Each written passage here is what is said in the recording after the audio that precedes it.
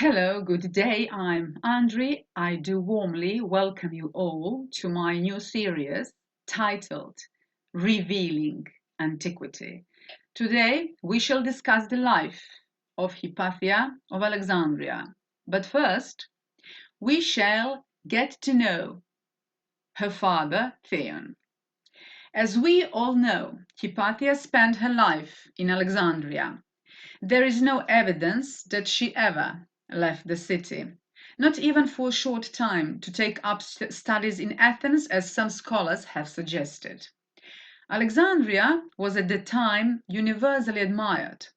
It was also the third largest city in the empire, the residence of the Prefectus Augustialis, prefect of Egypt, the Dux Aegypti, military commander of Egypt, and other imperial as well as city officials, and also the seat of the Egyptian and Libyan churches.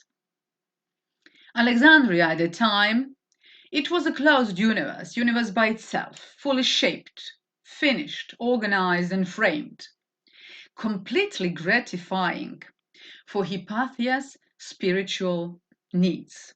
The Museum, the great Alexandrian library, the one in pagan temples, the churches, the circles of philosophers, rhetors, poets, the mathematical and medical schools, a catechetical school, and the rabbinical shul, all made up its framework and answered genuinely the intellectual and cultural wants of Alexandria's inhabitants. Here she lived with her father, Theon. Here she gathered her students who came from all around the city, from other parts of Egypt as well, and from distant lands. She knew the vital problems of the city, of which she was an esteemed resident. Hypatia moved it in freely in her chariot, showed herself in her characteristic tribune, called on influential officials, visited public and scientific institutions. A fixture of the city as a scholar, beautiful woman in her youth, a sovereign in her own right in the city, and witness to many of its pleasant and unpleasant events, she commanded respect, and in some circles she, unfortunately, provoked controversy. Here too, as we all know, she would also become the object of anger, of hatred, of aggression, and degradation. Although we have no difficulties in determining Hypatia's city of birth, we face considerable difficulties and obstacles in establishing her date of birth. It is widely thought that she was born around 370. This dating rests on Hesychius's communication in Suda that the height of Hypatia's career came during the reign of the emperor Arcadius. Birth in 370 would bring her to maturity in the year 400, in one sense the midpoint of the emperor's rule. But this date is neither certain nor satisfactory. Several indications from other sources that we have prompt us to date her birth rather earlier. According to Suda, Hypatia's father, great Theon, reached maturity during the reign of Theodosius I. Some scholars, however, maintain that his prime occurred in the time of Gratian, that is between 367 and 383. The early 360s seem more likely, since we know that in 364 Theon predicted eclipses of the sun and the moon, which he observed in Alexandria. Such predictions would not have been recorded had they not issued from a mature scholar. Consequently, Hypatia's father must have been born around 335. Theon was a highly educated scholar, a mathematician and astronomer. Thanks to Suda, we know that he was a member of the Alexandrian Museum, hoec tu museu, and the epithets Aegyptios and Alexandreus point to his Greek Egyptian heritage and connections with and devotion to his native city and the multilingual Alexandrian tradition.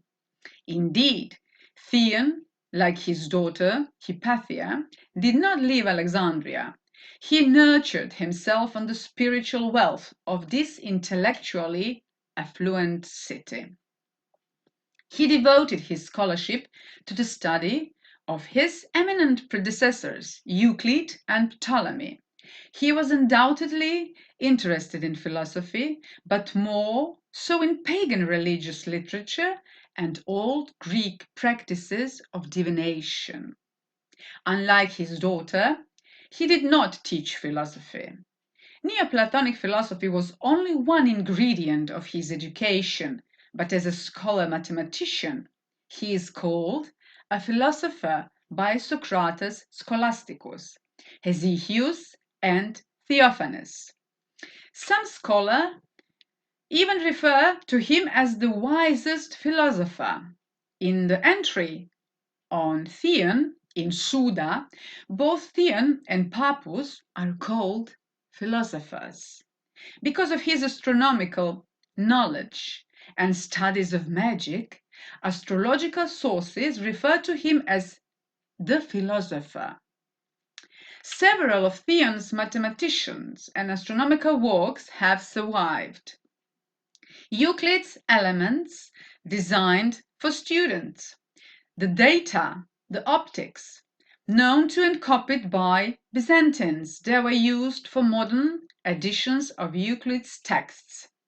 Theon was also a superior commentator on Ptolemy's mathematical and astronomical works.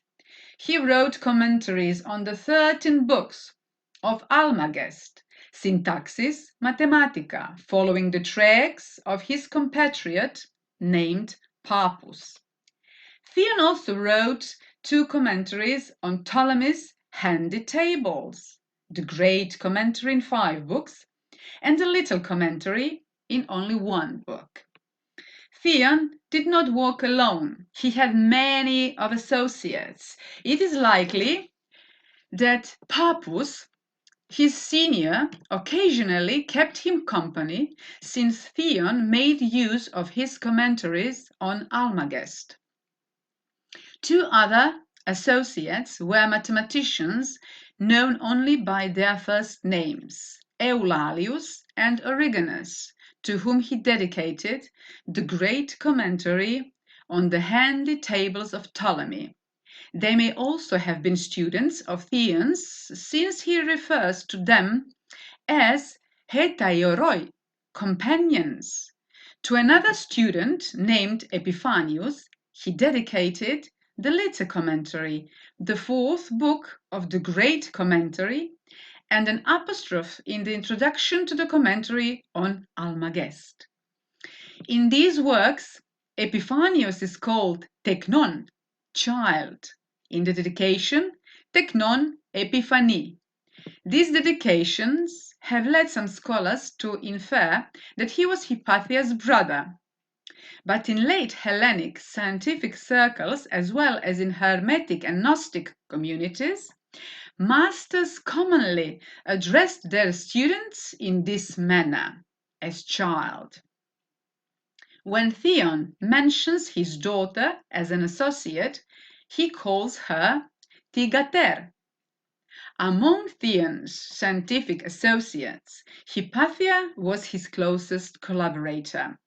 Given the advice of Theon's dedications, his other students appear to have applied themselves assiduously to science, and especially to Ptolemy's works. But only the titles of Hypatia's mathematical studies are extant.